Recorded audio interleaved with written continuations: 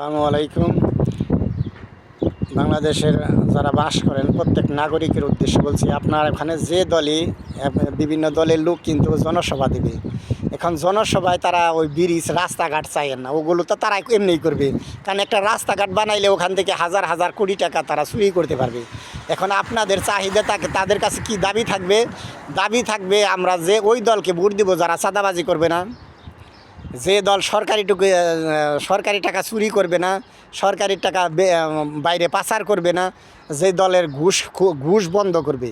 এই তিনটা কাজ যারা ঘুষ বন্ধ করবে, সরকারি অফিস আদালতে সরকারি টাকা চুরি করবে না, চাঁদাবাজি করবে না, এগুলো যারা বন্ধ করবে, নিজেরা তো করবেই না এবং বন্ধ করবে অন্যরা করলে, এটা আইন পাশ করে শাসনের মাধ্যমে যেভাবে তারা করবে তাদেরকে আমরা ভোট দিবে। এই জন্য আমি 18 কোটি জনগণকে এই কথা বলবো যে আপনারা এই বক্তব্যটা যারা নেতারা, সুর নেতার মুনাফেক নেতারা, গাদ্দারা 53 বছর যাবৎ মুনাফেকরা যারা নিঃস্বার্থ সমাজকর্মী, জনদরদি, গরিবের বন্ধু বলে পোস্টারটা লাগাইছে, এই মুনাফেকের বাচ্চারা আবার ভোট পাওয়ার পরে পরে এগুলো উল্টাটা করে।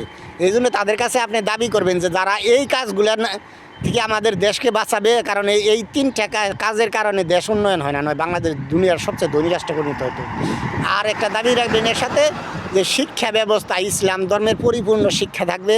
হিন্দুরাও যেন পাঠ্যপুস্তকে, যে সরকারি পাঠ্যপুস্তক যে পড়ায়, হিন্দুরাও তার ধর্ম জানি, ওই ধর্মের কিতাব যা আছে তাই জানি দেয়। পণ্ডিতে কী বলে আমাদের দেশে, কাঠমোল্লারা কী বলে, ওই সব বিষয় জানি স্কুলে কলেজে না দেয়। হিন্দু ধর্মের পণ্ডিতেরা, অন্যান্য ধর্মের পণ্ডিতেরা কী বলে, ওইগুলো জানি অন্তর্ভুক্ত না করে, যা তাদের ধর্মীয় কিতাবে যা আছে হুবহু তাই যেন লেখে। আমাদের ধর্মীয় কিতাব সহি শিরিক এবং বিদাতবিহীন যা আছে তাই যেন স্কুল কলেজ ইউনিভার্সিটিতে একবার যতদিন লেখাপড়া করবে তারা ধর্মে, সাধারণ জ্ঞানের সাথে ধর্মের জ্ঞানটা যেন থাকে।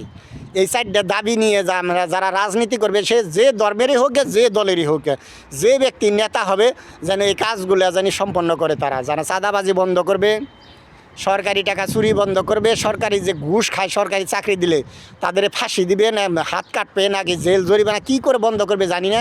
তাদের ক্ষমতা যে পাবে, ক্ষমতা দিয়ে ক্ষমতাটা কাজে লাগিয়ে এই চারটা কাজ করবে। একটা হলো ঘুষ বন্ধ করা, চাঁদাবাজি বন্ধ করা, সরকারি টাকা চুরি বন্ধ করা।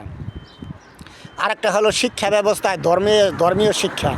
আমার ইসলাম ধর্মের ইসলাম পরিপূর্ণ জ্ঞান থাকবে, ক্লাস 1 থেকে ডিগ্রি হোল্ডার যাই হোক, MA পাস করুক, BA মাস্টার্স করুক, অনার্স করুক, MBA করুক, যাই করুক, ডাক্তার ইঞ্জিনিয়ার যাই হবে, কিন্তু সাথে মুসলমান হবে। তার মানে হিন্দু হলে সঠিক হিন্দু হবে, সে তার ধর্মীয় কিতাব যতদিন বাংলাদেশের শিক্ষা প্রতিষ্ঠান যত উপরেই যায়, ধর্মীয় কিতাব থাকবে, কম্পালসারি সাবজেক্ট যেন থাকে।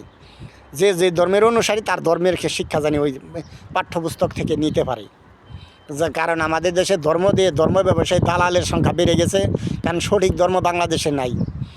কারণ ধর্ম দিয়ে তারা সঠিক ধর্ম প্রচার করে না। তারা যদি তার মাঝে দেখে যে একটা শিরিক আর বিদাত পাইছে, তারপরে তারা সেটাকে বাদ দিয়ে সঠিকটা গ্রহণ করে না। এই জন্যই তার ধর্ম দিয়ে ব্যবসা করে কাজ। যদি ধর্ম মানুষের কাছে প্রচারের উদ্দেশ্যে, মানুষকে জান্নাতের উদ্দেশ্যে নিত, সে যত বড় আলেমই হোক, যে মাযহাবেরই হোক, সে চাইতো তাহলে আমি ভুলটা মানুষকে দিয়ে জাহান্নামে নিব কে, আমার জানি ভুল ধরা পড়ছে, তাহলে যে ধরিয়ে দিছে তার জন্য শুকরিয়া আদায় করবো, ধন্যবাদ জানাবো এবং নিজে সংশোধন হবে। কিন্তু এই উদ্দেশ্যে তো আলেমরা ইসলাম প্রচার করে না।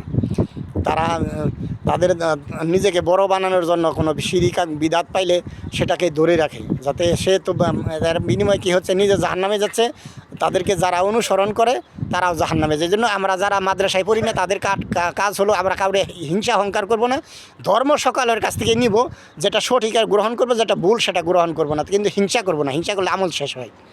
তাদেরকে সম্মান করব, তাদের কাছ থেকে আমরা যেটুকু পাই, যে মাযহাবী হোক, লামাযহাবী, আহলে হাদিস যা কিছু আছে, পীর মুশরিক যা আছে, সকলের কাছ থেকে ইসলাম নেব, যেটা সঠিক সেটা গ্রহণ করব, যেটা ভুল সেটা শিরিক আর বিদাত সেটা থেকে সেটা বর্জন করব। কিন্তু আমাদের হিংসা অহংকার করে আমল ধ্বংস করব না। আসেন আমরা আমার কথাগুলো নিয়ে যাচাই করবেন, তারপরে মানবেন। আমি যা বললাম, আমার কাজ হলো মানুষের কল্যাণের জন্য। আমার মাদ্রাসায় আমি একজন নারী পুরুষের হক অধিকার সম্বন্ধে ইসলাম ধর্মে যা কিছু আছে সমস্ত কিছু নিয়ে গবেষণা করবো, ওইটা পাঠ্যপুস্তকের অন্তর্ভুক্ত করব।